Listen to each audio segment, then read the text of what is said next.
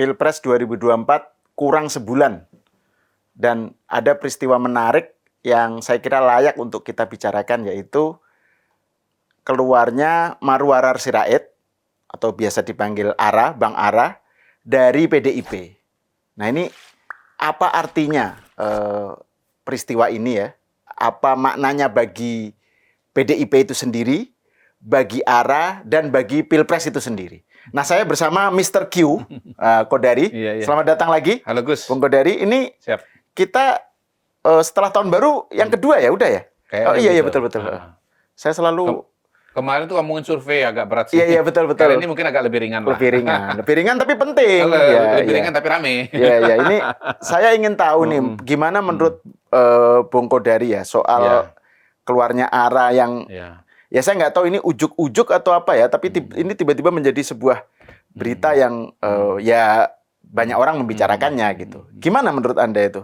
Arti Ara hengkang dari PDIP itu dalam konteks Ara itu sendiri, konteks PDIP dan Pilpres ya. Bagus sekali pengantarnya. Sudah langsung memberikan kerangka untuk saya. Iya, langsung tiga kerangka. Tiga kerangka ya. Jadi pertama tentu yang paling mudah dan paling sederhana adalah ini menggambarkan dinamika dan pergumulan seorang politisi berada dalam partai politiknya. Nah, ini menjadi spesial karena apa? Karena Ara ini kan satu, dia sudah lama berkiprah di PDI Perjuangan, tetapi nomor dua, atau kembali, justru nomor satu adalah bahwa bapaknya itu adalah pendiri PDI Perjuangan juga. Oke. PDI ya pada saat berdiri tahun 73. Karena Sabam Sirait ya? Ya, Pak Sabam Sirait itu adalah tokoh Parkindo, Partai Kristen Indonesia. Nah, Parkindo dengan bekasnya PNI, dengan Partai Katolik, dengan Murba, itu kan bergabung menjadi yang namanya PDI. Ya, dan fusi ya waktu itu. Terminologi yang dipakai pada waktu itu adalah fusi.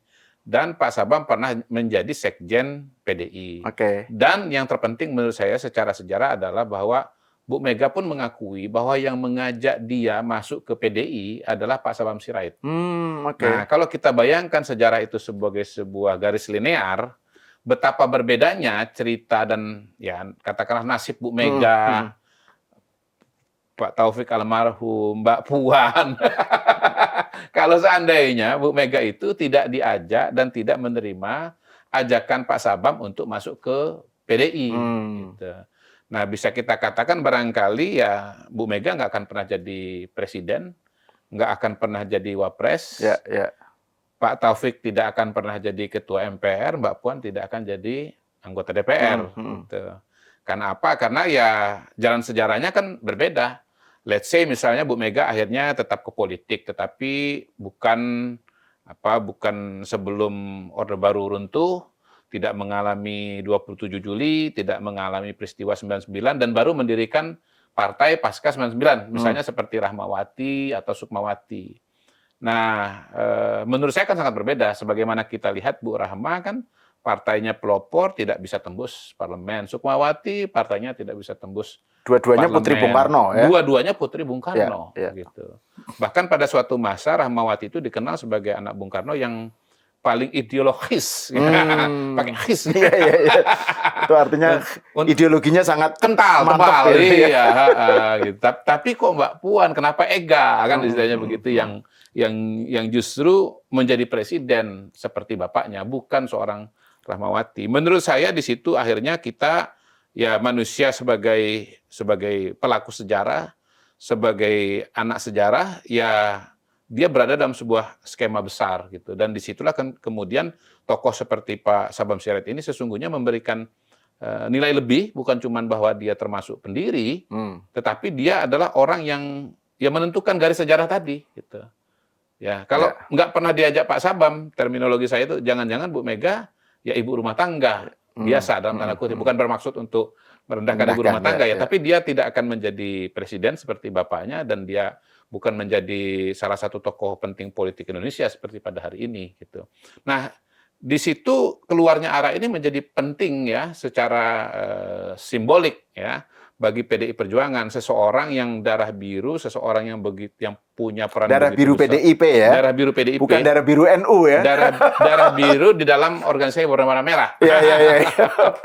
Itu kemudian ya keluar gitu loh, keluar, dan Dan itu kan ya menggambarkan satu dinamika di PDI Perjuangan. Nah, kalau dari ARA sendiri, saya kira ini menjadi pelajaran, tentu bukan suatu fenomena yang baru, di mana politisi itu berada dalam satu partai politik, tapi kemudian keluar gitu. Walaupun dalam kasus ARA, sekali lagi tidak sama persis, bahkan berbeda, karena dia ini darah biru di situ. Bapaknya punya peran dan ya jasa yang sangat besar lah kepada mereka-mereka yang sekarang mengelola atau mendominasi PDI Perjuangan itu.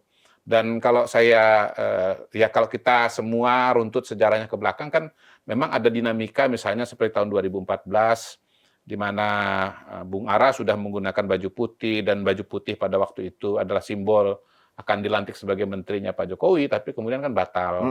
Nah, di situ kita mendengar bahwa Ara diveto oleh Bu Mega, bahkan ada kabar Konoha, ya supaya aman, bahwa waktu itu kalau Pak Jokowi tetap memaksakan untuk melantik Ara, maka Bu Mega akan menarik semua menteri-menterinya dari kabinet, gitu. Yang istilah saya, oh berarti Ara ini nilainya sama dengan 5 menteri dong, atau 4 menteri lah tahun 2014 itu, gitu. Jadi Ara sudah pernah kena veto dan mungkin itu satu pukulan bagi Ara karena ya dia kan berproses di PDI Perjuangan mulai dari Jawa Barat, kemudian jadi DPP, begitu jadi ketua DPP, lalu sebetulnya pada satu masa itu saya lihat dekat dengan Bu Mega, lalu kemudian balik lagi bahwa dia anaknya Pak Sabam, salah satu pendiri, ya peran atau jasa Pak Sabam kepada Bu Mega juga tidak bisa dicoret dari catatan sejarah, tapi kok bisa kena veto gitu loh. Nah pada waktu itu kan saya mendengar ada 2 versi lah tentang peristiwa ini. Pertama, bahwa Ara itu katanya nggak ngomong sama Bu Mega bahwa dia akan diangkat jadi menteri. Tetapi di sisi yang lain saya juga mendengar versi bahwa Ara itu bukan nggak lapor, tetapi dia waktu itu sedang mengurus bapaknya yang sekarang almarhum Pak Sabam Sirait itu di Singapura. Lagi dirawat. Ya, jadi ada kondisi urgen lah karena ngurus bapaknya. Lalu kemudian informasi bahwa Ara itu akan jadi menteri itu datang duluan ke telinga Bu Mega, dan ketika Ara kembali ke Jakarta, ke Indonesia, mau lapor kepada Bu Mega, pintu itu sudah tertutup gitu loh. Oh kok Ara nggak lapor? Mungkin ada ketersinggungan dari Ibu Mega lah pada waktu itu. Anyway, apapun alasannya, akhirnya kan Ara nggak jadi menteri gitu. Tadinya waktu itu Menkominfo ya? Kalau nggak salah ya ada beberapa versi lah, beberapa versi, salah satunya itu. Nah kemudian ini sebetulnya kan berlanjut pada tahun 2019 ketika dia tiba-tiba lah dipindahkan dari dapil yang sudah dia berada dan terpilih selama 3 periode. Oh dapilnya dipindah ya? Dipindah begitu, bukan cuma sekedar dipindah, tapi dipindah ke dapil yang PDI-nya itu lemah, nggak punya tradisi, ya lemah, dan bukan cuma sekedar lemah, tapi dia nomornya juga langsung melorot ke bawah. Gitu. Nggak nomor pertama nggak nomor di atas gitu. Ya, jadi di sini kemudian kan saya pernah bercerita juga, mungkin di beberapa tempat, bahwa memang di PDI Perjuangan itu kan dapil itu ada mereknya gitu. Ada mereknya gitu. Ada merek P ya. PUAN singkatan PUAN ya. Ada merek N, NAN gitu. Jadi kalau Anda masuk ke dapil mereknya P dan Anda tidak punya hubungan yang baik dengan P, maka Anda akan mental nomor urutnya gitu. Kalau Anda punya hubungan yang baik dengan P, nomor urut Anda tuh bagus gitu. Jadi Ara ini boleh dibilang dalam perjalanan karirnya di PDI Perjuangan akhirnya tuh terpental 2 kali.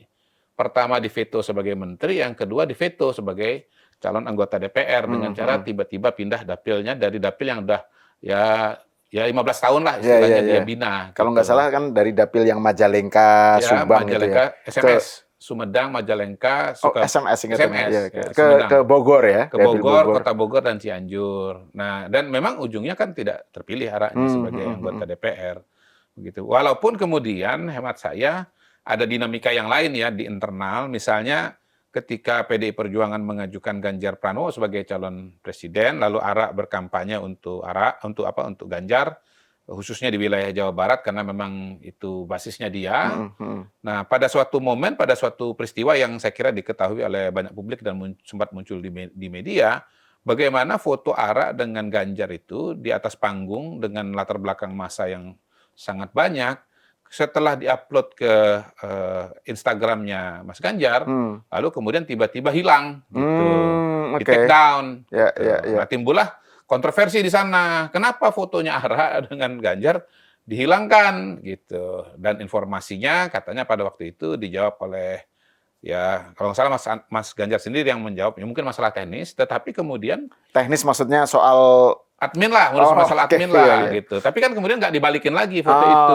Kalau masalah teknis harusnya kan langsung dikembalikan. Betul, gitu ya. dikembalikan saja, sehingga akhirnya kan timbul spekulasi ya bahwa ini satu ada yang menekan Mas Ganjar, tapi yang kedua ya Mas Ganjar sendiri juga kok nggak bela kawan gitu loh. Katanya kawan sudah disiapkan forum oleh Bang Ara gitu. Tapi kemudian Mas Ganjar kok tidak bela kawan. Dan ARA ini bukan hanya kawan ya, ARA ini yang betul-betul memperjuangkan Ganjar sejak awal malah justru ya. Ya dia termasuk di Jawa Barat kan termasuk yang cukup aktif. Ya setahu saya Mas ARA itu termasuk orang yang ya berteman ya, dan kemudian ya mendukung Mas Ganjar lah dalam proses perjalanan menuju sebagai calon presiden.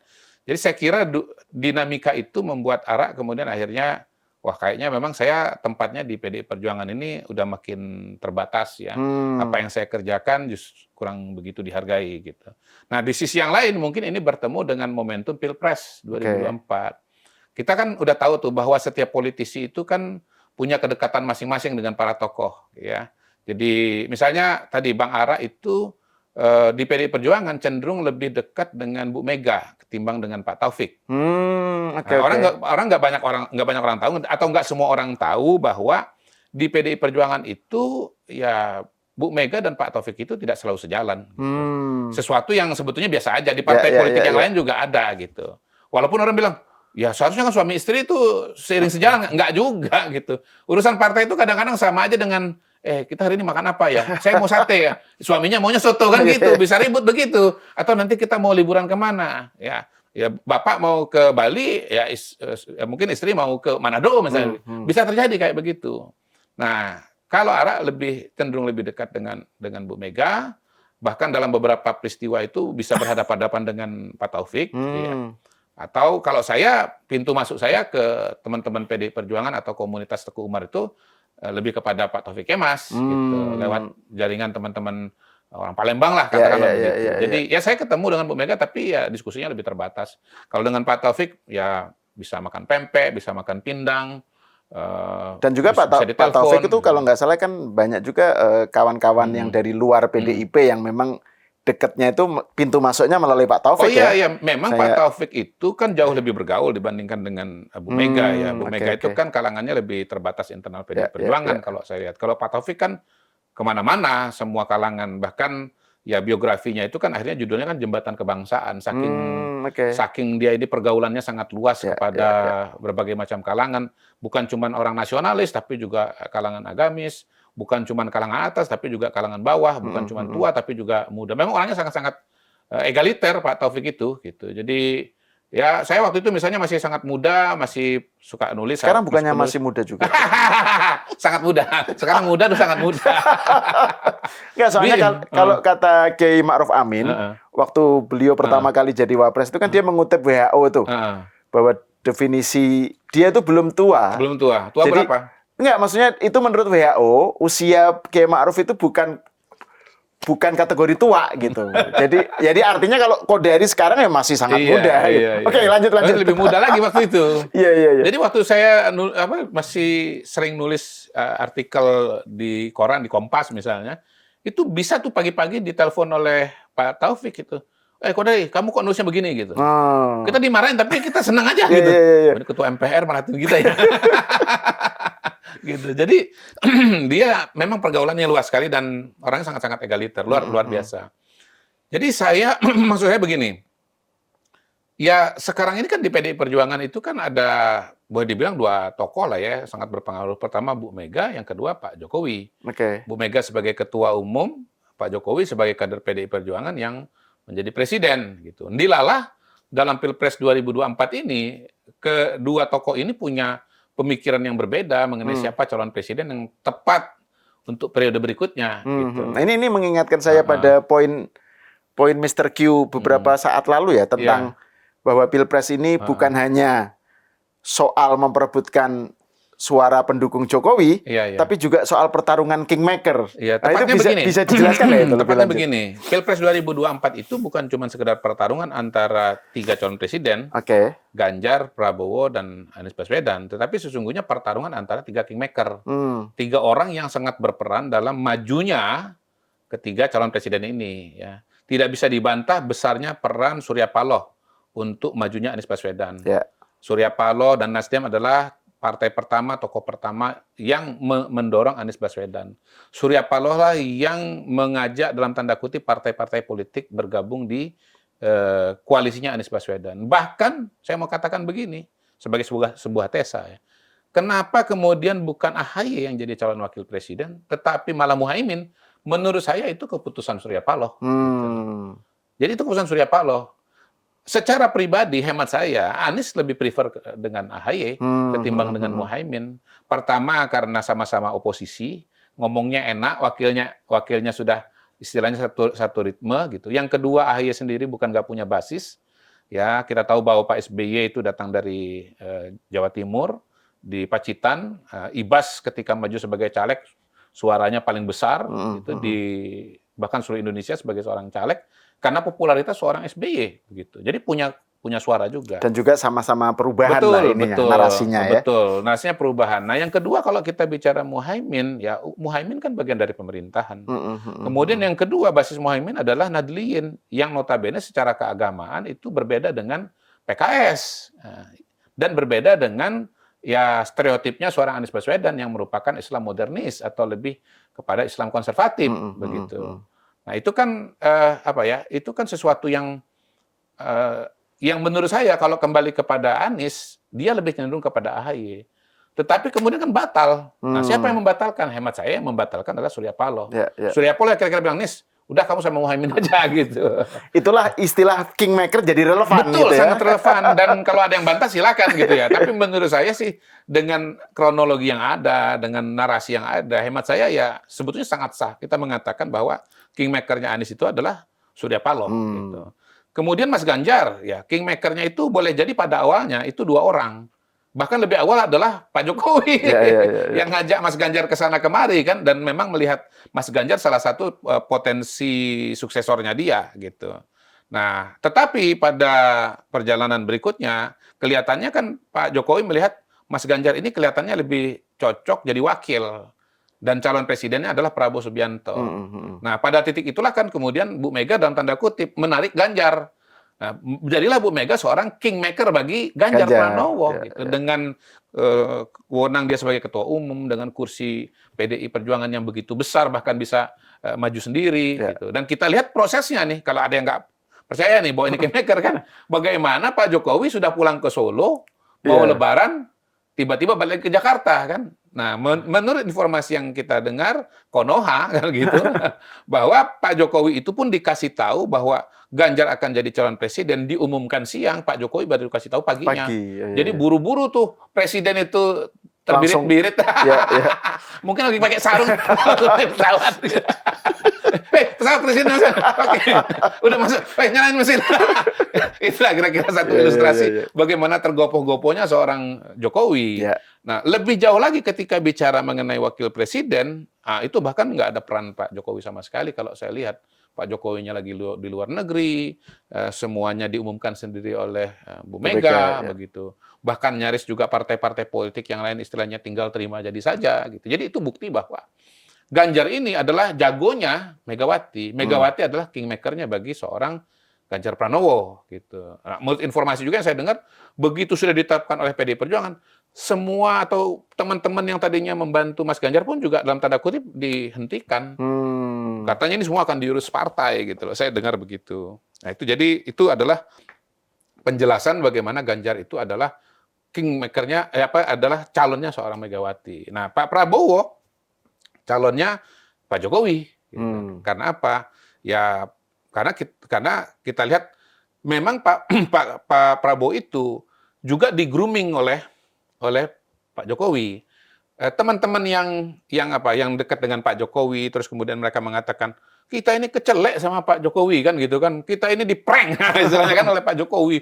Kita disuruh ke Ganjar, lah Pak Jokowinya malah ke Prabowo gitu. Lah itu kan dari kacamata mereka. Coba pakai kacamata Pak Jokowi. Pak Jokowi itu kan dia nggak mungkin menyiapkan satu calon saja. Pasti dia siapkan beberapa calon. Pertama nih penjelasannya nih. Pertama kan dia akan lihat respon masyarakat. Mana yang akan direspon masyarakat, mana yang enggak gitu. Nah, kita kan nggak tahu persis mana yang direspon oleh masyarakat sebelum disosialisasikan ke masyarakat. Kesimpulan itu di belakang, bukan di depan. Post factum kan begitu. Yang kedua, ya Pak Jokowi tentu melihat mana yang kira-kira akan loyal, yang akan lebih confirm untuk melanjutkan program-program yang dia sudah susun.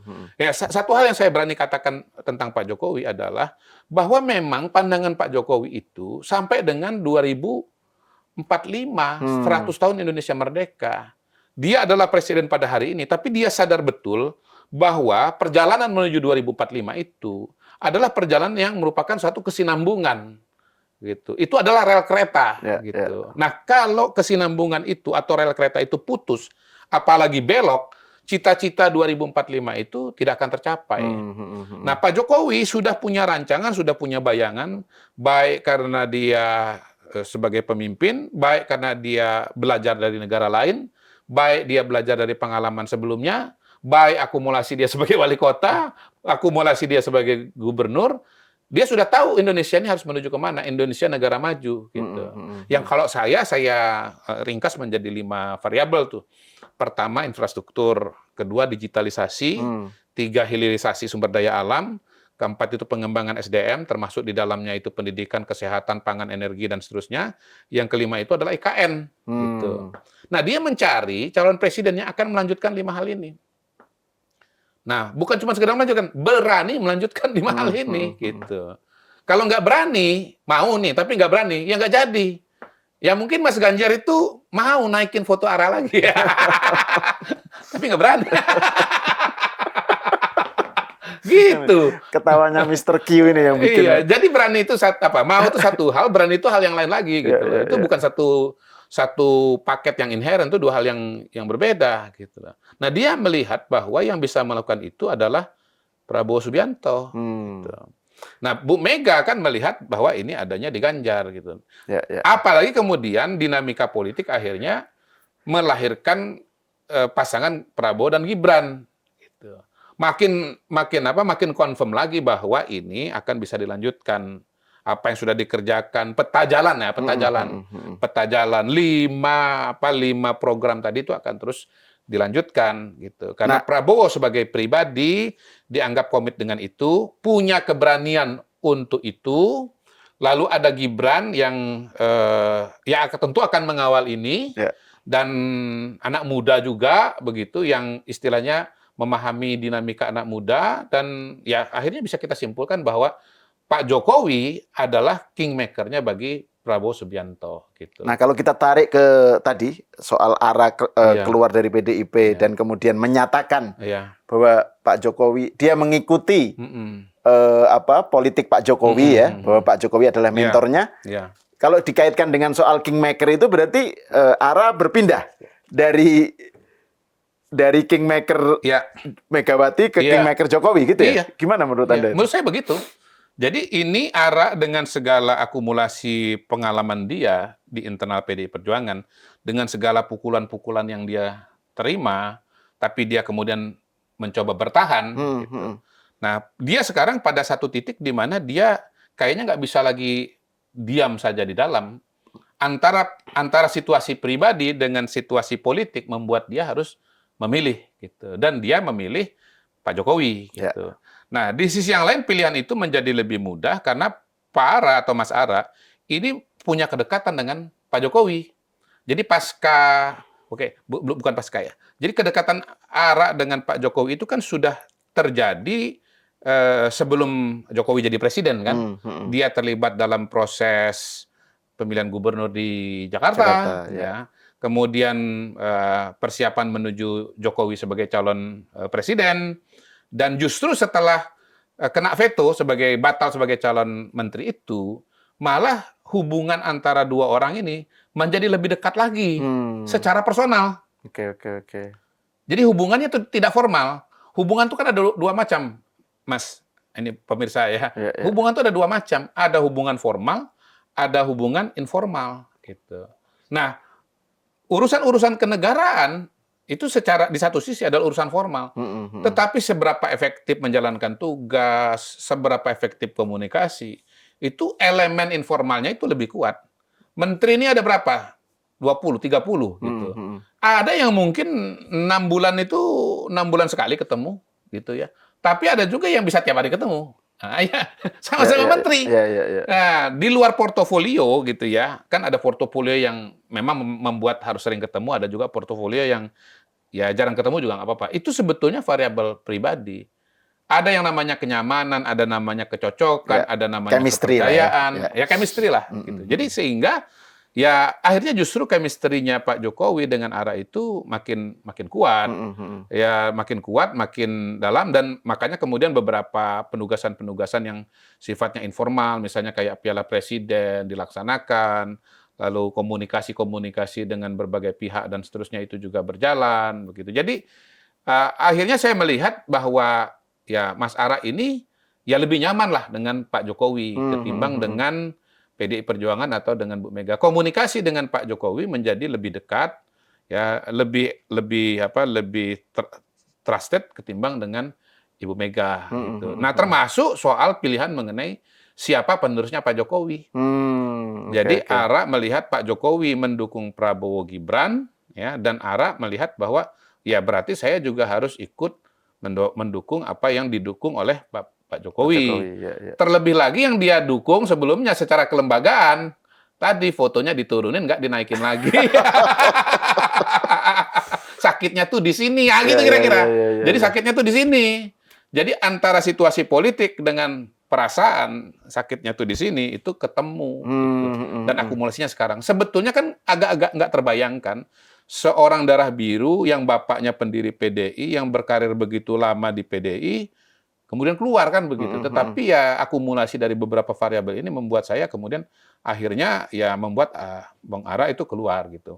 Nah, Bang ARA sendiri kan di luar kedekatan pribadi dengan Pak Jokowi, memang melihat Pak Jokowi seperti disampaikan di beberapa wawancara yang sudah muncul atau pernyataan publik yang sudah muncul, merasa bahwa Pak Jokowi ini adalah pelanjut atau penerus Bung Karno. Ya, betul. Itu yang dikatakan ARA ketika setelah menyatakan keluar kan, dia bilang bahwa apa maksudnya bahwa ARA itu mengikuti jalan politik Jokowi karena menurut dia Jokowi itu pelanjut Bung Karno karena dekat dengan wong cilik, terus juga karena nggak mau ditekan-tekan asing. Gitu. Ada beberapa elemen lah. Salah satunya soal sangat dekat dengan wong cilik dan nggak mau ditekan asing gitu.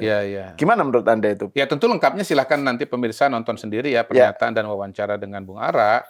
Ya kalau kita highlight kan misalnya Bung ARA mengatakan bahwa Pak Jokowi itu komitmennya kepada masyarakat luar biasa. Begitu banyak bantuan yang diberikan kepada masyarakat, mulai dari kesehatan, pendidikan, bantuan pengangguran, ya.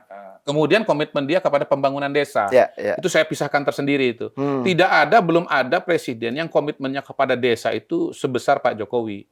Yang namanya dana desa itu betul-betul besar digelontorkan kepada desa oleh Pak Jokowi. Jadi upaya untuk membangun desa dan bahwa Indonesia itu adalah desa dan desa adalah bagian dari Indonesia, itu diimplementasikan oleh Pak Jokowi gitu. Saya ingat dulu MH Ainun Najib pernah nulis tuh, Indonesia adalah bagian dari desa saya. Gitu. Bagian terpenting dari desa ya? saya. Itu benar ya, gitu ya, Mak. Karena di desanya itu setiap saat itu bicarainnya Indonesia gitu loh. Jadi makanya Indonesia itu bagian terpenting dari desa dia. Walaupun Cak Nun, MH Ainun Najib, Cak Nun bener ya, MH Ainun Najib pernah mengatakan suatu ketika bahwa Pak Jokowi itu Firaun, walaupun ditarik kembali, sebetulnya yang implementasikan esainya Cak Nun itu ya tuh Pak Jokowi gitu loh. Ini kita generasi 90-an baca itu. Enggak, soalnya itu buku yang memang harus dibaca oleh mahasiswa saat itu kan. Oh gitu ya? Ya enggak esai-esainya Cak Nun gitu kan. Esai-esainya MH kan. Kalau aktivis enggak baca itu. Terus kemudian Ya, Pak Jokowi kan berani mengambil alih sahamnya Freeport yang tidak bisa dilakukan oleh Pak Harto yang katanya sangat kuat. Tidak bisa dilakukan oleh presiden-presiden yang lain. Dia membuat sekarang saham Indonesia itu mayoritas. Kemudian ya program hilirisasi di mana nikel itu atau bahan mentah lainnya seperti bauksit dan yang lain-lain itu harus diolah dulu, dipaksa diolah dalam negeri, ya, nggak boleh dijual dalam bentuk barang mentah. Dan karena kebijakan itu Indonesia mendapatkan tekanan dari negara-negara asing kan begitu kan. Kenapa kamu nggak mau jual barang mentah? Tolong dong harus dianggap melanggar aturan WTO lah dan sebagainya. Pak Jokowi kan kira-kira kalau kan begini bedanya Bung Karno dengan Pak Jokowi kan Bung Karno itu kan ahli retorika kan, ya. Pinter ngomong kan gitu. Kalau Pak Jokowi ini kan kurang kan gitu. Dia coba kita bayangkan lah kalau Pak Jokowi itu pinter ngomong, pintar pidato kayak Bung Karno, kira-kira dia akan ngomong, go to hell with your AIDS kan gitu kan WTO kan gitu. Gitu. Jadi Amerika kita setrika lagi. Inggris kita linggis. Inggris kita linggis. Oh ya walaupun itu anakronistik juga sih. Retorikanya harus diganti karena nggak sesuai dengan zaman sekarang. Tapi kita bayangkanlah bahwa pekikan semacam itu akan disampaikan oleh setidaknya narasi mengenai berdaulat secara ekonomi, betul, secara politik betul. gitu, nggak mau ditekan-tekan asing gitu loh. Itu kan. Nah, terus saya tambahkan lagi soal IKN. Oh iya. Kalau betul, ada orang protes soal IKN, Anda tahu nggak? Itu cita-cita Bung Karno. Iya betul. Itu cita-citanya Bung Karno. Kalau sampai Ganjar nih misalnya menolak IKN lalu membayangkan, wah kamu kualat sama Bung Karno kualat kamu sama Bung Karno itu, gitu. Iya. Ya, jadi, nah itu juga begini menarik juga sebetulnya. Sekarang ada wacana nih agak loncat dikit. Ya 0103 itu ada potensi bergabung di putaran kedua, gitu. Nah dengan tren survei sekarang yang potensial lolos ke putaran kedua adalah Prabowo Gibran melawan Anies Baswedan. Berarti kan artinya Ganjar nanti dan PDI Perjuangan termasuk Bu Mega akan gabung dengan Anies Baswedan kan begitu. Nah Anda sadar nggak nih? Bahwa Anies itu nggak melanjutkan IKN. Apakah Ganjar, apakah Bu Mega, apakah PDI Perjuangan akan mendukung calon yang menolak IKN, yang menolak cita-cita Bung Karno? Menarik itu. Iya. Kalau ditarik ke situ. Betapa akan anehnya koalisi ini nanti gitu. Kalau mau saya tambahkan, pada hari ini Ustadz Basir, siapa namanya? JAT, Abu Bakar Basir, yang menolak mengakui Pancasila itu sudah menyatakan dukungan kepada Anies dan Muhaimin. Yang sampai Gus Ipul kan, Saifullah Yusuf menyatakan itu kan, orang NU jangan milih yang dipilih oleh Basir Abu gitu Bakar kan. Basir gitu. Bisakah Anda membayangkan bahwa nanti istilahnya ini satu kubu Abu Bakar Basir dengan Megawati Soekarno Putri dengan Ganjar Pranowo gitu loh. Itu, tapi kan itu kemungkinannya akan terjadi ke depan dalam situasi dan kondisi yang terjadi sekarang ini. Gitu. Jadi ya buat arah bahwa Bung Karno jilid 2 itu atau Bung Karno zaman now atau Bung Karno abad 21 itu adalah seorang Jokowi. Gitu. Kalau saya pribadi juga mengatakan bahwa memang Pak Jokowi itu adalah Bung Karno jilid 2. Dalam konteks apa? Dalam konteks bahwa Pak Jokowi itu menekankan pembangunan yang bersifat Indonesia sentris. Nah, Bung Karno ini kan menyatukan Indonesia dengan pidatonya, gitu. Dia mengatakan bahwa wahai orang Indonesia, wahai orang Manado, wahai orang Papua, wahai orang Jawa, wahai orang Sunda, wahai orang Sulawesi, kita itu satu bangsa, satu negara, namanya Indonesia.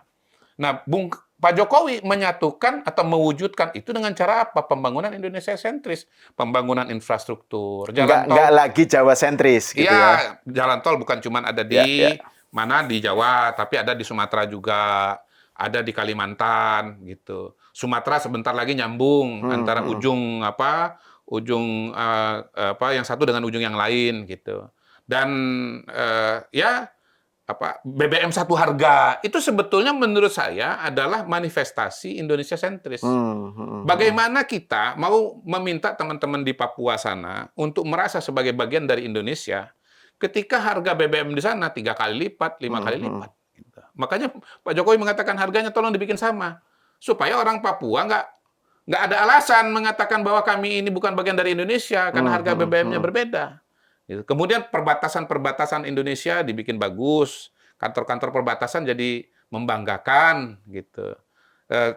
Bandara dibangun, ya, pelabuhan dibangun agar interkonektivitas bisa tercipta. Itu kan sebetulnya kan sedang mewujudkan Indonesia sebagai satu kesatuan. Nah, hemat saya, Indonesia ini adalah satu negara yang tidak pernah berhenti berproses sebagai sebuah negara. Kan ada macam-macam teori mengenai nasionalisme kan, nasionalisme. Nah, salah satu yang paling terkenal itu kan Imagine Community. Ya, kebetulan juga yang nulis orang yang ilhamnya dari Indonesia, Benedict Anderson. Ya. Dia mengatakan bahwa Imagine Community itu atau komunitas yang dibayangkan, ngomong-ngomong itu terjemahannya sempat dibikin jadi komunitas imajiner. Oh ya, ada yang begitu? Oh ya, awalnya diterjemahkan jadi komunitas imajiner. Nyampe ke Ben Anderson, marah-marah dia. Apa ini salah? Talat. Imagine Community itu bukan komunitas imajiner. Kalau komunitas imajiner kan imaginary kan? Iya, betul. Imaginary community kan? Iya, komunitas imajiner itu fiktif jadinya. Iya, fiktif. Tapi ini komunitas yang dibayangkan. Iya. Jadi orang-orang yang sangat berbeda secara suku, secara agama, itu membayangkan bahwa mereka itu satu, padahal mereka beda. Itu Bhinneka Tunggal Ika itu di situ sebetulnya. Betul. Imagine Community itu Bhinneka Tunggal Ika. Mereka beda dan nggak kenal satu sama lain. Nggak kenal sama satu tapi lain. Membayangkan sebagai satu komunitas. Iya, gitu. Sebagai suatu kesatuan, satu bangsa, satu negara. Nah, Indonesia itu adalah nation yang selalu berproses. Ketika proses itu kemudian tidak mengarah kepada satu titik sebagai satu bangsa, ini imajinasinya hilang. Jadi bukan imagine community lagi, tapi lost community. Iya, lost dia kan. Gitu. Bertahun-tahun Papua selalu dibilang, kalian tuh Indonesia kan Indonesia. Tapi pembangunan di sana jauh tertinggal. Harga semen beda, harga BBM beda. Lah, gimana Anda memaksa kami sebagai satu komunitas gitu? Nah, teman-teman yang tinggal di Jawa barangkali nggak membayangkan bahwa hidup bisa begitu berbeda bagi teman-teman, bagi kolega mereka yang tinggal di Kalimantan atau tinggal di Papua misalnya. Nah, Pak Jokowi itu berusaha membuat dan menciptakan satu kondisi di mana perasaan, pelayanan gitu, perlakuan, fasilitas yang diterima oleh warga Indonesia dimanapun dia berada, termasuk yang terluar, terjauh, itu sama gitu loh. Minimal nggak jauh-jauh amat, terutama yang sifatnya basic.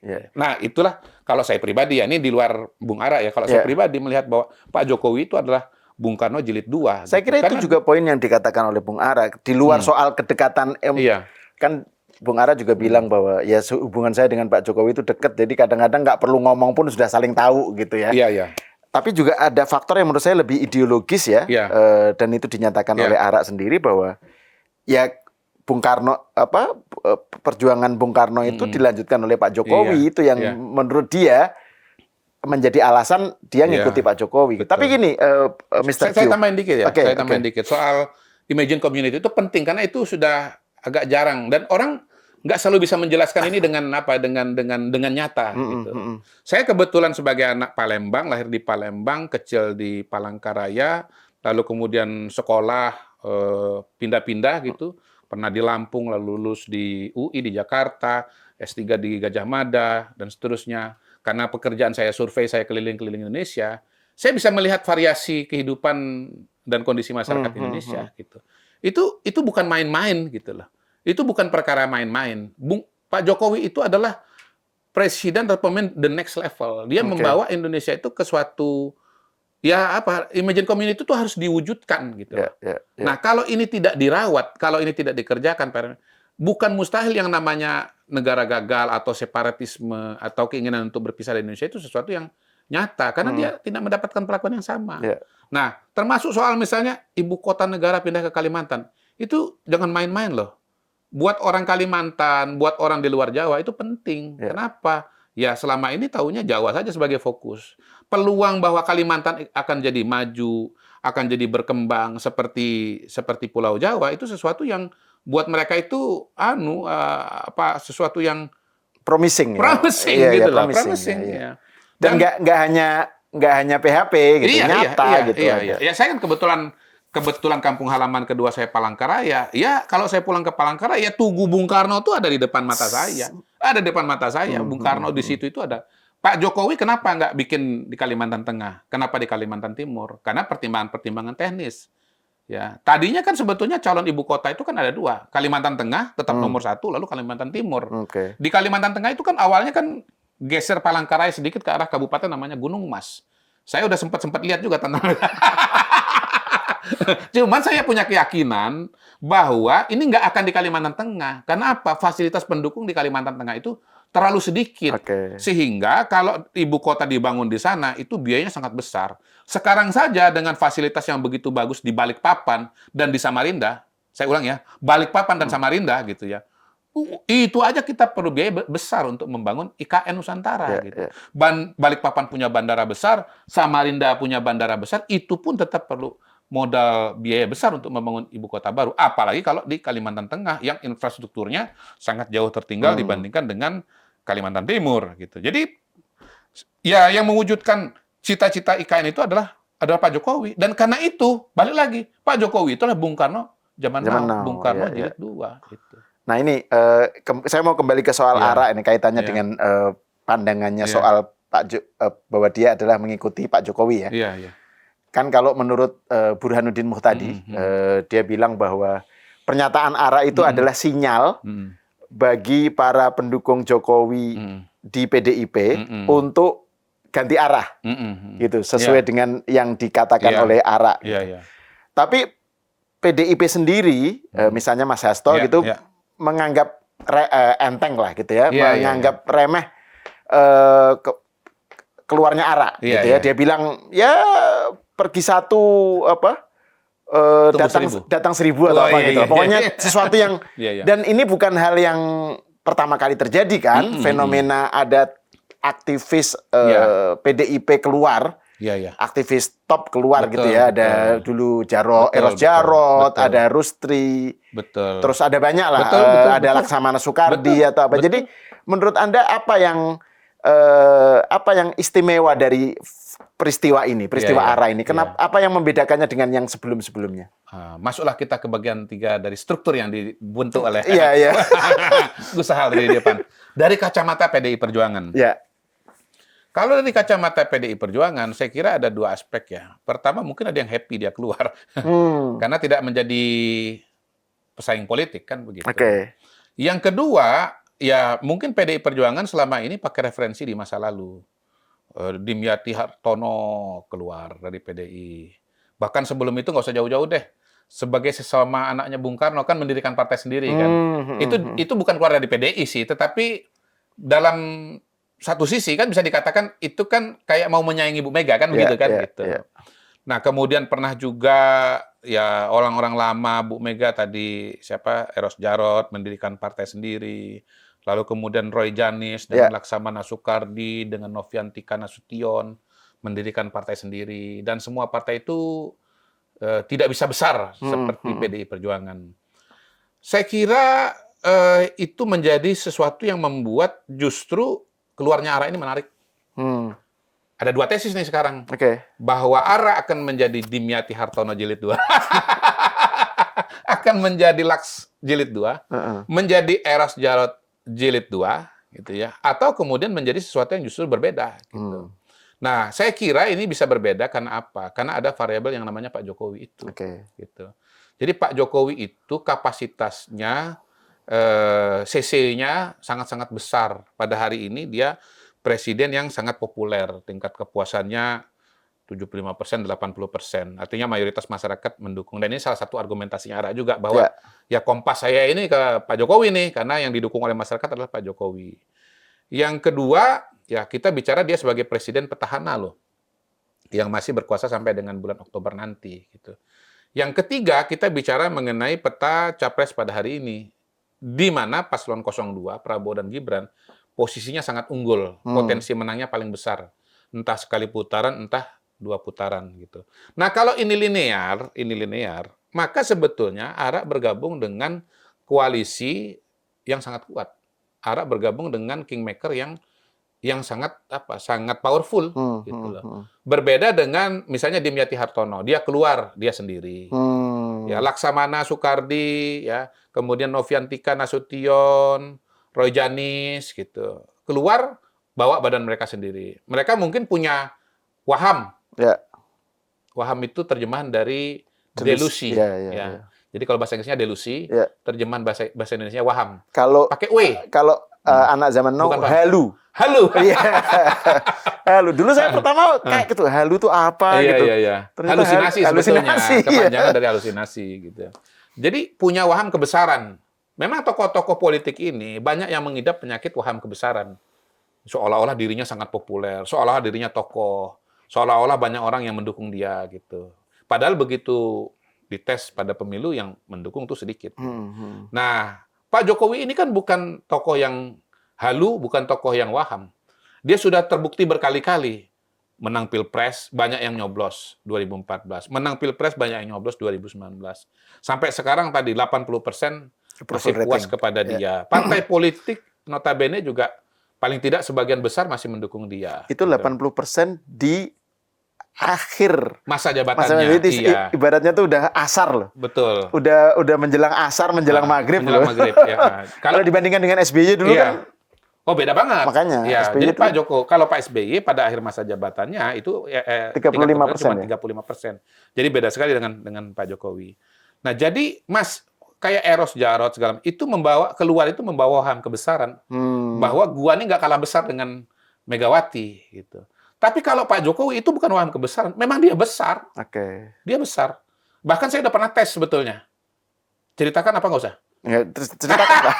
Bikin penasaran aja. Sengaja. Asal jangan tentang saham aja. Padahal tentang saham lagi nggak usah. Nggak usah, ya. Padahal harus dengar loh, nanti itu dapat manfaat. Jadi saya udah pernah survei. Jadi ketika ditanya disuruh milih antara 3 kingmaker ini, saya udah pernah survei waktu itu. Di antara 3 kingmaker ini, Surya Paloh, Megawati dengan Jokowi gitu. Yang pilih Jokowi itu 60%. Yang pilih Surya Paloh 10%, yang pilih Megawati 10%. Sisanya nggak menjawab gitu. Jadi jauh sekali kan? Ya. Jadi kekuatan Jokowi di masyarakat itu 6 kali lipat dari Megawati, 6 kali lipat dari Surya Paloh gitu. Nah, tentunya ya kalau harus istilahnya adu kepala banteng gitu ya, atau misalnya head to head atau bertarung, dihadapkan pada pilihan Anda mau pilih Megawati, Anda pilih Surya Paloh, atau Anda pilih Pak Jokowi, maka sangat mayoritas masyarakat Indonesia itu memilih Pak Jokowi. Gitu. Jadi Pak Jokowi ini bukan kaleng-kaleng, bukan halu, bukan waham, tetapi dia yang sudah sangat proven dan sangat terbukti. Itu kalau bicara Pak Jokowinya. Yeah.